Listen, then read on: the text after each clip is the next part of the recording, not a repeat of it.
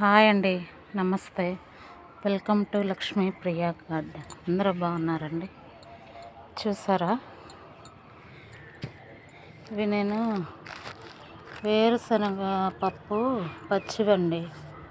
ఇవి మనం మిద్దె తోటలో గ్రో చేద్దామని ఇట్లా నానబెడితే కొన్నేమో ఏర్లు వచ్చినాయి, కొన్నేమో రాలేదు. అలాగే ఇది వెల్లుల్లి అండి.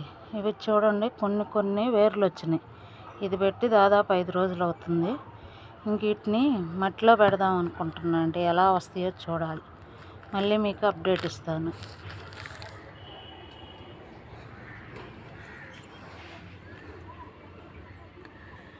ఇవి ఇంతే నానుతున్నానండి.